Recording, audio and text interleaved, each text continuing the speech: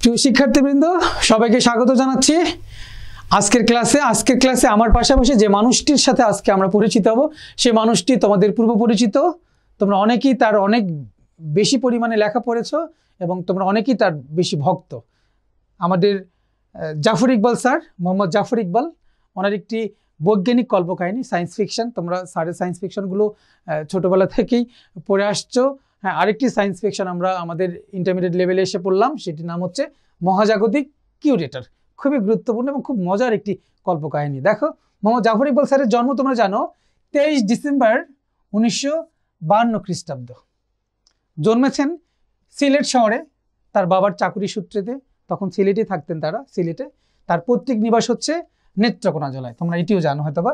তার পিতার নাম হচ্ছে শহীদ ফাইজুর রহমান আহমেদ, উনি পুলিশের বড় কর্মকর্তা ছিলেন এবং তার মায়ের নাম হচ্ছে আয়েশা খাতুন। প্রিয় শিক্ষার্থীবৃন্দ, একটু খেয়াল করে দেখো, পেশাগত জীবনে জাফর ইকবাল স্যার খুবই একজন জ্ঞানী মানুষ, সুজন। আমাদের জাফর ইকবাল স্যার বাংলাদেশের একটি ইঞ্জিনিয়ারিং বিশ্ববিদ্যালয়ের শিক্ষকতা করেন। দেখো, শাহজালাল বিজ্ঞান ও প্রযুক্তি বিশ্ববিদ্যালয়, যেটি সিলেটে অবস্থিত, এটার উনি কম্পিউটার সায়েন্স অ্যান্ড ইঞ্জিনিয়ারিং বিভাগের অধ্যাপক ছিলেন। হ্যাঁ, এবং তোমরা জানো উনি রিসার্চ অ্যাসিস্ট্যান্ট হিসেবে কাজ করেছেন হচ্ছে ইউনিভার্সিটি অফ ওয়াশিংটন, যেটি আমেরিকা যুক্তরাষ্ট্রে অবস্থিত। আচ্ছা, এবং দেখো খুব খুব খুব দক্ষ একজন লেখক, খুব জনপ্রিয় একজন লেখক আমাদের জাফর ইকবাল স্যার।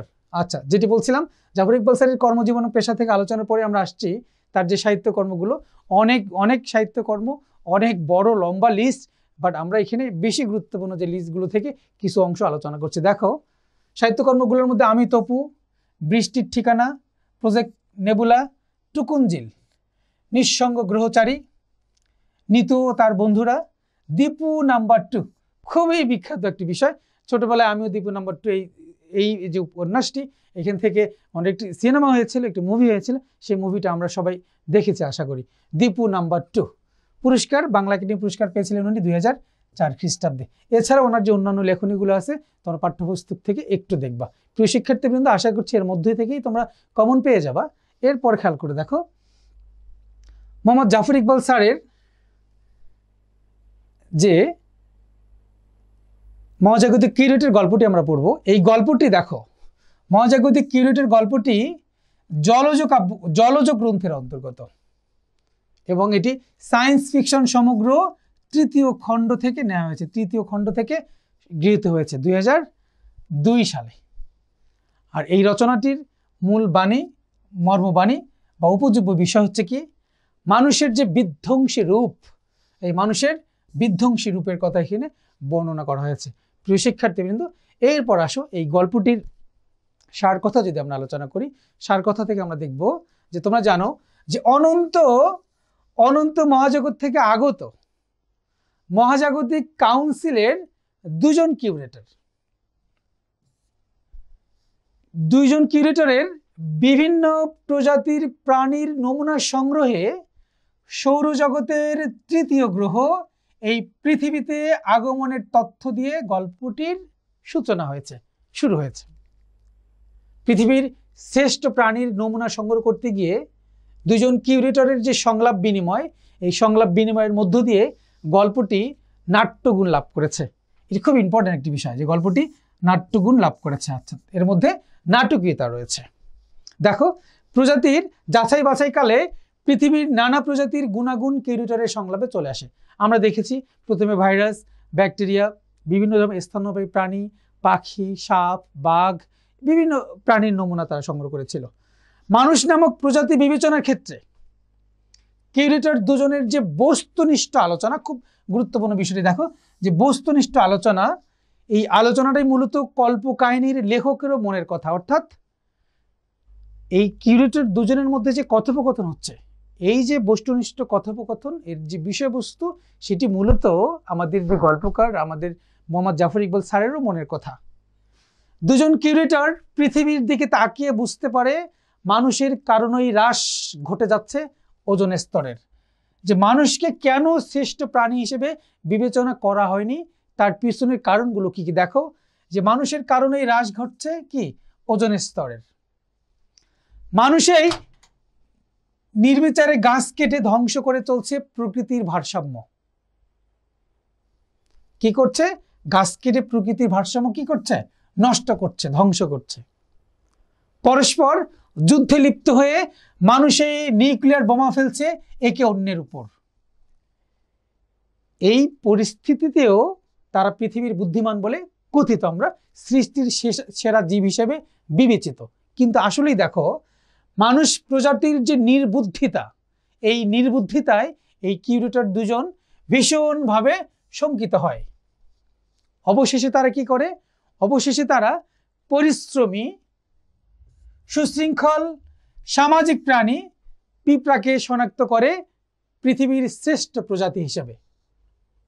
ডাইনোসরের যুগ থেকে এখনো বেঁচে থাকা সুবিবেচক, পরোপকারী পিঁপড়াকে তারা পৃথিবীর গুরুত্বপূর্ণ প্রাণী হিসেবে, অর্থাৎ পৃথিবীর গুরুত্বপূর্ণ প্রাণী বিবেচনায় সংগ্রহ করে নিয়ে যায়। কল্পকাহিনীর রসের সঙ্গে সমাজ, দেখো, কল্পকাহিনীর রসের সঙ্গে সমাজ, পরিবেশ ও পৃথিবী সম্পর্কে সচেতন লেখকের তীব্র শ্লেষ ও পরিহাসের মিশ্রণ গল্পটিকে বিশিষ্ট করে তুলেছে। অর্থাৎ গল্পকারের যে ক্ষোভ, যে মানুষ সৃষ্টির সেরা জীব হিসেবে কথিত হলেও তারা নিজের নির্বুদ্ধিতায় আজকে তাদের যে ধ্বংস তারা নিজেরা ডেকে নিয়ে আসছে। এই জন্যে এই কিউরেটর দুজন মানুষকে সর্বশ্রেষ্ঠ প্রাণী হিসেবে, প্রজাতি হিসেবে বিবেচনা করতে পারেননি। কেন পারেননি? তার পিছনে তাদের যে যৌক্তিকতা, সেই যৌক্তিকতাগুলো আমরা আলোচনা করেছি। প্রিয় শিক্ষার্থীবৃন্দ, একটু খেয়াল করে দেখবে তোমরা, এই কল্পকাহিনীটির ক্ষেত্রে যে মহাজাগতিক কিউরেটরদের দুজন কাউন্সিলর, তাদের মধ্যে যে কথোপকথন হচ্ছে খুব গুরুত্বপূর্ণ, যে কোনটি কার উক্তি। এবং আরেকটি বিষয় গুরুত্বপূর্ণ, যে বিভিন্ন প্রাণীর নমুনা সংগ্রহ করতে গিয়ে তাদের পিছনের যে যুক্তিগুলো, বাছাই না করার পিছনে যে যুক্তিগুলো, সেই যুক্তিগুলো আমরা একটু খেয়াল রাখতে হবে। প্রিয় শিক্ষার্থীবৃন্দ, এখন আসো আমরা একটু দেখি আমাদের এই কল্পকাহিনীতে, এই গল্পটিতে যে বিষয়গুলোর উল্লেখ রয়েছে তার মধ্যে মানুষ সম্পর্কিত যে তথ্যগুলো, সেই তথ্যগুলো আমরা একটু জেনে নিই। মানুষকে কি বলা হয়েছে এই গল্পে? মানুষ পৃথিবীর সব থেকে আলোড়ন সৃষ্টিকারী প্রাণী। এরা সমাজবদ্ধ হয়ে থাকে। এদের কেউ শ্রমিক, কেউ বুদ্ধিজীবী। এরা শহর, বন্দর, নগর তৈরি করছে, বিশাল বিশাল সৃষ্টি করছে, এবং 2 মিলিয়ন বছর আগে জন্ম নিয়েছে মানুষ। পিঁপড়া সম্পর্কে যে তথ্যগুলো রয়েছে, দেখো, এরা সামাজিক প্রাণী, এরাও দল বেঁধে থাকে। এদের মাঝেও তোমরা জানো, এদের মাঝেও কি শ্রমিক রয়েছে, সৈনিক রয়েছে। বংশ বিস্তারের, দেখো, বংশ বিস্তারের জন্য চমৎকার একটি পদ্ধতি রয়েছে।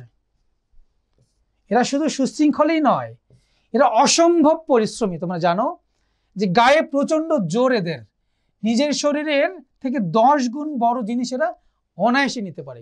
খুব খুব বেশি পরিশ্রমী এরা, এবং এরা ডাইনোসরের যুগ থেকে এখন পর্যন্ত বেঁচে আছে। প্রিয় শিক্ষার্থীবৃন্দ, দেখো, এরপর যেটি বলছিলাম যে মহাজাগতিক কিউরেটরের যে দুজন কিউরেটর, এই কাউন্সিলের যে দুজন কিউরেটর, এই কিউরেটর দুজনের যে কথোপকথন, কার কোন উক্তি, এই উক্তিগুলো তোমাদের জন্য খুব গুরুত্বপূর্ণ এবং পরীক্ষায় প্রায়শই আসে। একটু গুরুত্ব দিয়ে দেখো। প্রথম প্রাণীর উক্তিগুলো কি কি? এখানে প্রাণের বিকাশ হয়েছে। আমি বুঝতে পারছি না তুমি কেন এই পার্থক্যকে বাহ্যিক বলছো। আমার এই প্রাণীটি খুব পছন্দ হয়েছে, এটাকে বলে পাখি। কি চমৎকার, আকাশে উঠতে পারে। এই প্রাণীটিকে মানুষ পোষ মানিয়ে রেখেছে। কুকুর প্রসঙ্গে যে কথাটি বলেছিল, প্রাণীটি নিজেদের স্বকীয়তা হারিয়ে ফেলেছে। না, মানুষকে নেওয়া ঠিক হবে না। এরা মাত্র 2 মিলিয়ন বছর আগে জন্মেছে। অর্থাৎ মানুষকে নেয়ার পক্ষে ছিল কিন্তু দ্বিতীয় প্রাণী, কিন্তু প্রথম প্রাণীটি মানুষকে নেয়ার পক্ষে না। কেন না, সেটি তো তোমরা দেখতে পেরেছো। এরপর আসো, দেখো কি বলছে। দ্বিতীয় প্রাণীর উক্তিসমূহ, না, আসলে এটি জটিল প্রাণ নয়, খুব সহজ এবং সাধারণ। আমরা বিশ্ব ব্রহ্মাণ্ডের সব গ্রহ নক্ষত্র ঘুরে সর্বশ্রেষ্ঠ প্রাণীগুলোকে সংগ্রহ করে যাচ্ছি, সুতরাং কাজটি সহজ নয়। মহাজাগতিক কাউন্সিল আমাদের কিউরেটরের দায়িত্ব দিয়েছে, আমাদের খুব চিন্তা ভাবনা করে প্রাণীগুলোকে বেছে নিতে হবে। ঠিক বলেছ। দেখো, এরাও মানুষের মতো চাষাবাদ করতে পারে, অর্থাৎ পিঁপড়ার প্রসঙ্গে যেটি বলেছিল। মানুষ যেরকম নিজেদের সুবিধার জন্য পশু পালন করতে পারে, এদেরও ঠিক সেরকম একটি ব্যবস্থা রয়েছে। এটিও হচ্ছে দ্বিতীয় প্রাণীর উক্তি। প্রিয় শিক্ষার্থীবৃন্দ, আশা করছি মহাজাগতিক কিউরেটর অংশের এমসিকিউ অংশ থেকে যে কোশ্চেনগুলো হবে, তোমার সেক্ষেত্রে লেখক পরিচিতি অংশটা খুব ভালো করে পড়তে হবে, পাঠ পরিচিতি, শব্দের অর্থ টিকে এবং লাইন টু লাইন, এবং এর বাইরে গিয়ে যেটি বলেছিলাম বিভিন্ন প্রাণীর যে বৈশিষ্ট্যগুলো দেওয়া হয়েছে সেই বৈশিষ্ট্যগুলো কেন নেওয়া হয়নি, তার পিছনে যে কারণগুলো দেখানো হয়েছে, এবং দুইজন কিউরেটরের যে কথোপকথন, এই কথোপকথনটা অবশ্যই তোমরা খুব গুরুত্ব সহকারে দেখবে এবং খুব মনোযোগ সহকারে দেখবে। শুধু পড়লে হবে না, অবশ্যই মনোযোগ দিয়ে পড়তে হবে। যদি তোমরা লাইন টু লাইন দাগিয়ে দাগিয়ে পড়ো, তাহলে আশা করছি বিশ্ববিদ্যালয় ভর্তি পরীক্ষায় তোমাদের এই অংশ থেকে যে প্রশ্নে আসুক না কেন, তোমাদের উত্তর করতে খুব কষ্ট হবে না। সুপ্রিয় শিক্ষার্থীবৃন্দ, সবাইকে আরেকবার অভিনন্দন জানাচ্ছি, স্বাগত জানাচ্ছি, শুভকামনা জানাচ্ছি। তোমরা সবাই ভালো থেকো, সুস্থ থাকো। আল্লাহ হাফিজ।